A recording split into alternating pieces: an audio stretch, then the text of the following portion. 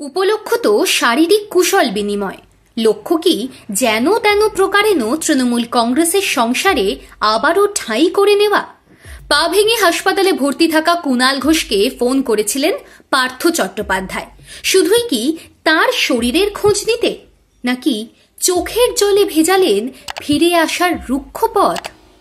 পাক্কা ৩ বছর ৩ মাস ১৯ দিনের অভিশপ্ত অধ্যায় আপাতত পার করে এক মঙ্গলে নাকতলার বাড়িতে পা রেখেছিলেন পার্থ চট্টোপাধ্যায়, আর বুথেই খেলতে শুরু করেছিলেন একেবারে পা বাড়িয়ে ফ্রন্ট ফুটে।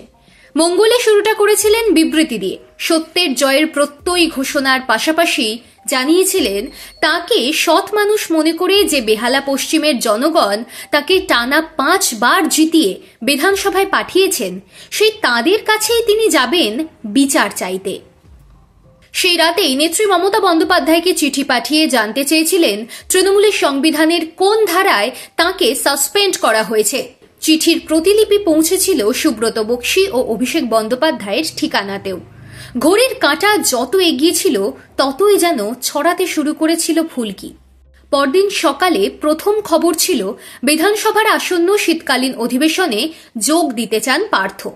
হলেনি বা দলহীন, বিধায়ক তো বটে। সময় গড়াতেই সামনে এসেছিল নিজের বিধানসভা কেন্দ্র বেহালা পশ্চিমের দুয়ারে বিধায়ক।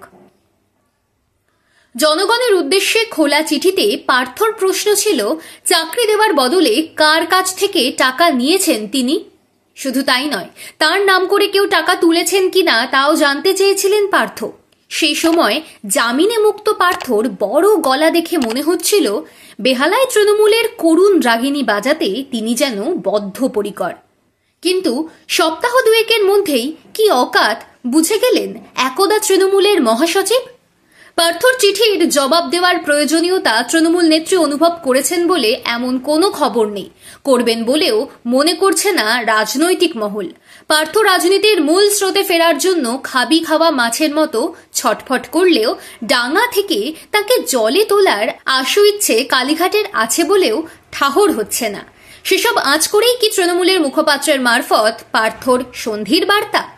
নইলে যে কুণাল ঘোষের সঙ্গে তার সুসম্পর্ক সর্বজন বিদিত, বিশেষত চিটফান্ড কেলেঙ্কারিকে কেন্দ্র করে সেই তাঁকেই কিনা কেঁদে ভাসিয়ে পার্থ সাফাই দিলেন, আমি চুরি করিনি।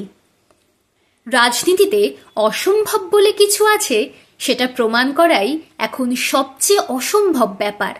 যে রাজনীতিতে কংগ্রেস বামের গাঁটছড়া হতে পারে, যে রাজনীতিতে বুয়া ভাতিজা মিলে যেতে পারে, সেখানে পার্থ কুণালকে ফোন করা অপার্থিব কোনো ঘটনা নয়।